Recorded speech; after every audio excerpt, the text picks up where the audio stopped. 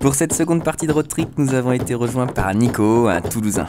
Je lui ai acheté une arbalète d'occasion par internet il y a quelques années et le hasard a fait que nous nous sommes rencontrés dans un tout autre contexte quelques mois plus tard et depuis c'est devenu un vrai copain. On partage la même passion pour le monde aquatique et il se trouve que c'est un amoureux de la Bretagne, alors quoi de plus logique que de s'organiser un petit road trip en commun.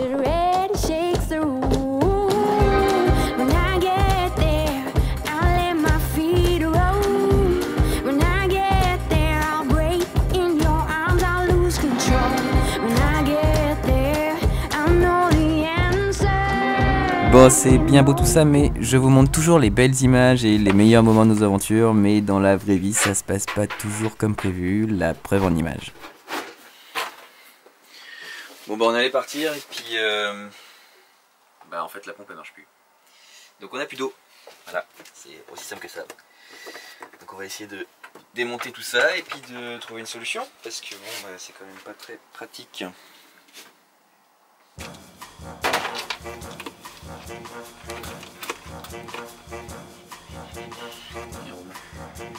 De toute façon, quand on ouvre le robinet, on n'entend même pas la pompe qui essaye de marcher. Donc soit c'est qu'il n'y a pas d'électricité qui arrive, soit elle est morte. Parce que si elle, juste elle dysfonctionnait, on l'entendrait qui essaye de pomper, quoi.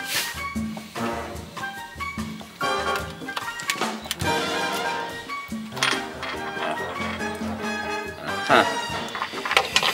Ça c'est le capteur de pression a priori. Puisque cette pompe démarre uniquement quand elle a besoin, quand on ouvre un robinet, donc quand il détecte un manque de pression dans la tuyauterie. C'est crado, mais ça va pas l'air en mauvais état. Bah, tu utilises pas le robinet? Dommage, hein. Bon, on a nettoyé le capteur de pression. On va voir si ça fait une différence.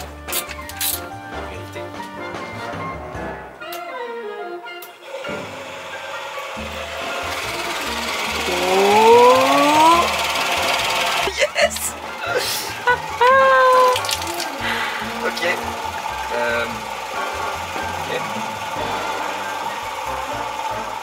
On va voir si ça fuit parce que... Donc si je résume, jusqu'à maintenant la pompe ne marchait pas et maintenant elle ne veut plus s'arrêter, c'est ça? C'est ça. Au moins on a de l'eau. C'est pas faux. Par contre on aura bientôt plus d'électricité. Bon finalement il se trouve que la vieille pompe fuit et perd une eau qui est juste pleine de rouille. Donc on a dû finalement complètement la démonter et racheter une nouvelle pompe quoi. Voilà. Comment ça se passe là? C'est bon, c'est monté. C'est monté? Il fait chaud. Oh mais qu'elle est belle. Allez, on mange. On teste? Ouais. Alors, on allume l'électricité, ok, et c'est parti pour la pompe qui démarre.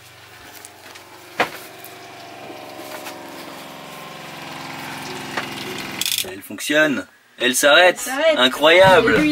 Le camping-car à nouveau fonctionnel, nous voilà repartis en direction de la zone nord. Objectif, sillonner les bords de mer à la recherche de spots sympas entre la côte de Granit Rose et la pointe du Finistère. Sous cette chaleur caniculaire, le confort à bord est optimal. On est lancé à une vitesse impressionnante de 80 km/h. Les fenêtres sont grandes ouvertes et du coup, on ne s'entend plus parler. Mais à part ça, c'est le pied. Première soirée retrouvailles avec Nico à Lannion, suivie d'une petite sortie sur la magnifique côte de Granit Rose. Je retrouve des spots sur lesquels j'ai plongé il y a maintenant 10 ans, de beaux souvenirs qui remontent.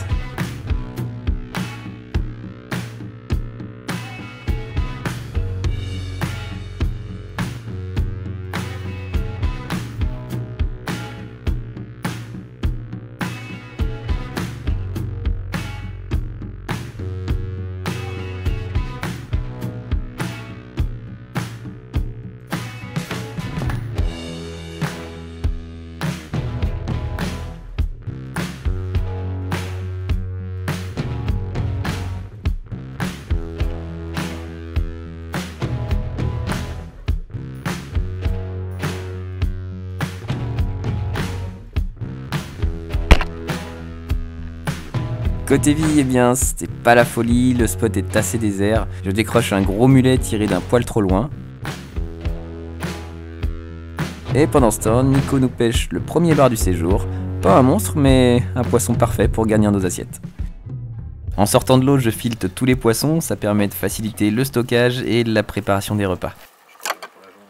Et pour finir cette journée en beauté, rien de mieux qu'un petit coucher de soleil dans un coin magique.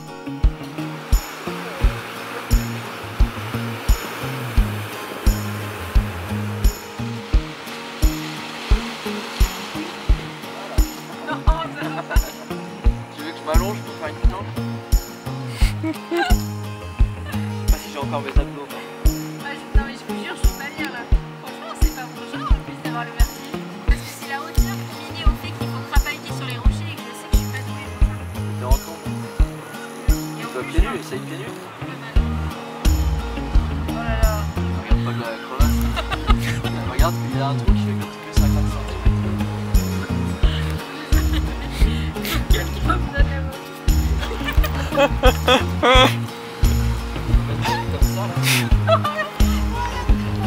Short, ça va craquer.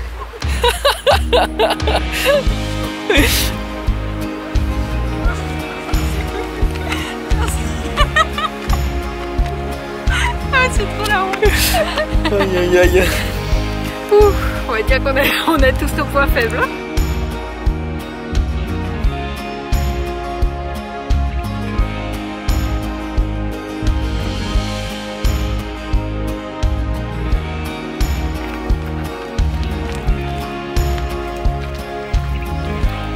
Un spot qui pue l'épice. Génial.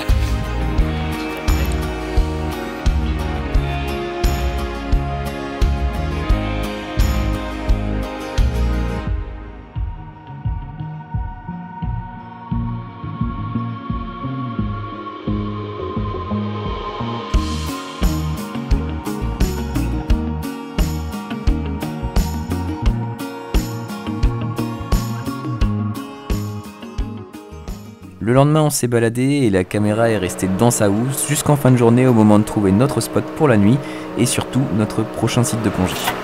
Les côtes, c'est difficile. Ouais, ça peine à monter.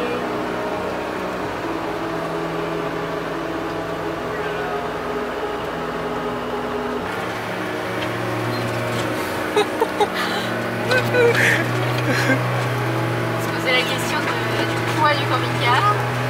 La réponse est lourd. Allez, je déballe. Alors, est-ce qu'on va trouver un petit spot sympa là?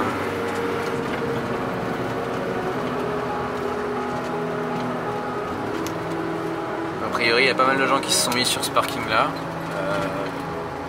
Pourquoi pas? Mais là-haut, ça a l'air d'être sympa avec la petite vue là, juste là. Ouais, le petit spot là-haut là, je le sens bien. Voilà, bien arrivé à Saint-Jean-du-Doigt. Saint-Jean-du-Doigt. Il y a des beaux petits spots juste en face.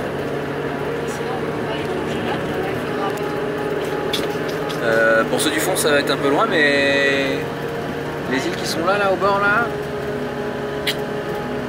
Bon, après, je sais pas si on va arriver en haut de la côte pour aller au parking. Ça c'est une autre histoire.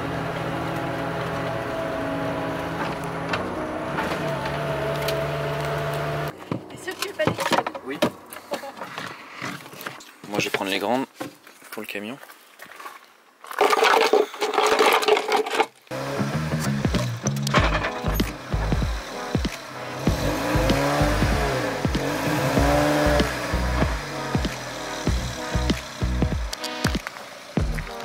Ah, t'es pas si mal.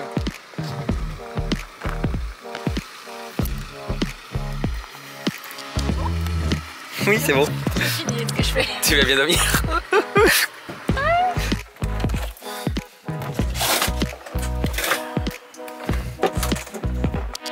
Voilà, voilà. Ah, c'est quand même... Petit spot bien classe.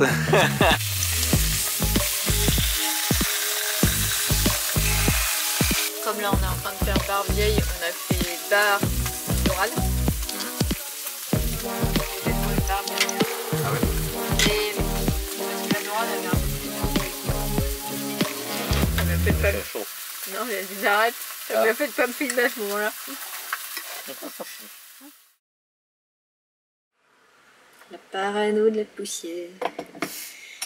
Qui ouvre et qui ferme son caisson 3 fois.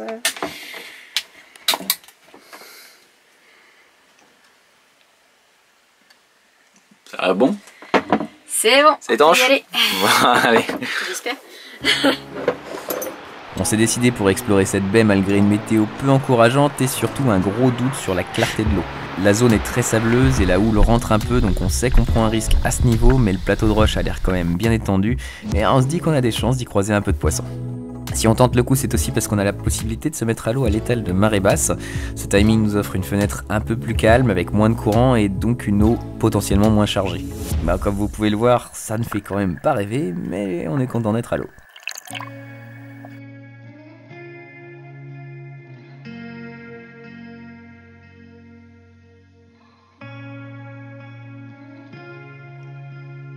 Après avoir remonté le long du plateau de roche sans croiser d'animaux de taille correcte, je tente d'explorer la lisière entre les laminaires et le sable. Ces frontières entre substrats sont souvent propices à des rencontres. J'apercevrai quelques poissons furtifs au cours de ces apnées, mais rien d'incroyable et la visée assez réduite ne me permettra pas de les filmer. Au passage, vous pouvez voir sur cette image que je frotte mes sandaux avec mes gants, c'est une alternative au bruit de gorge pour attirer les animaux.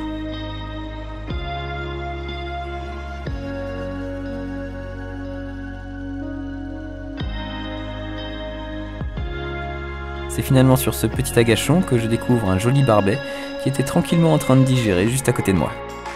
Je m'applique à bien le piquer dans la tête pour ne pas abîmer ses précieux filets.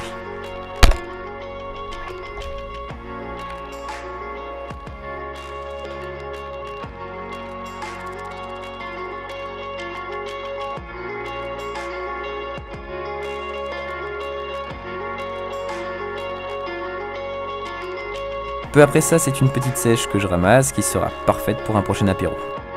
J'en profite pour immédiatement la vider et la nettoyer, cela m'évite de retrouver mon matériel complètement taché d'encre.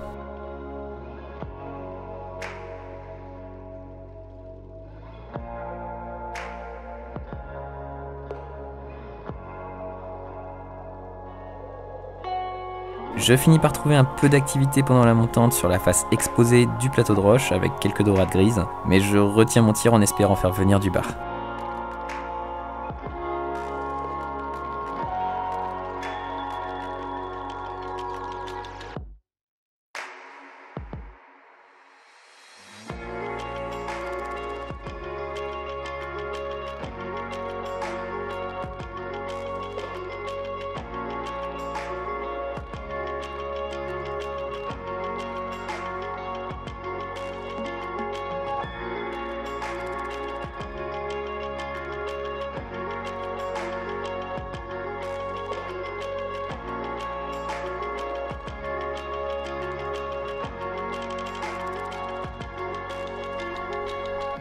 Ce n'est pas sans mal que je finis par en débusquer un. J'ai un peu précipité mon tir et j'ai loupé l'occasion sur un second poisson un peu plus gros, mais c'est pas grave. L'animal est sur la flèche, il est maillé, c'est le principal.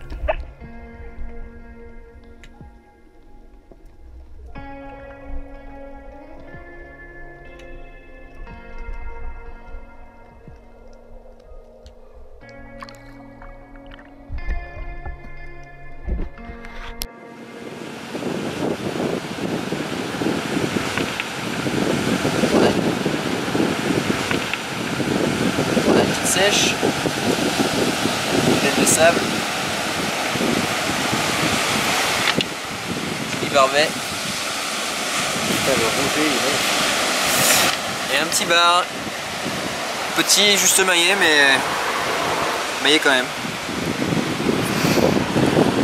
Nickel ça. Et toi Nico, t'es prise?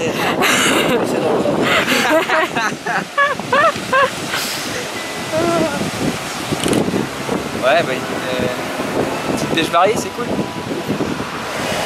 Là c'était profond, hein. Je pensais pas que ça allait être aussi profond autour de... Ouais, j'ai trouvé du 15 mètres derrière là-bas.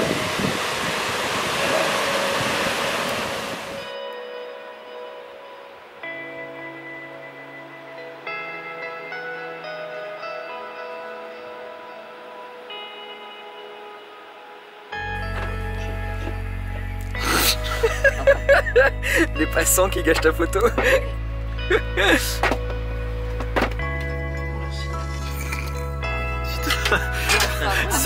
Alors ça, bing d'un grand restaurant. Là il y a une petite crème fraîche. Une petite sauce à estragon. Citron. Pas de citron, il est... Voilà, il est là. Enfin je l'ai pas mis dans la sauce. Oh t'as fini mon service de l'extrême. Service catastrophique. Oh ça va. Eh oui, mais en même temps faire cuire du poisson dans un wok c'est pas vraiment évident. Non, c'est pas très adapté. Ça va, on en a la dose là. Ouais, ça va. Et voilà les amis, c'est sur ce festin post-plongée que je clôture cet épisode. Dans cette vidéo, j'ai choisi de montrer un peu plus le quotidien autour des plongées et j'espère que ça vous aura plu. En tout cas, nous, ça nous fait de super souvenirs. La prochaine fois, on continue notre petit trip sur la côte nord avec de nouveau quelques poissons et de magnifiques rencontres aquatiques que j'ai hâte de vous montrer. Allez, je vous dis à la prochaine. Ciao!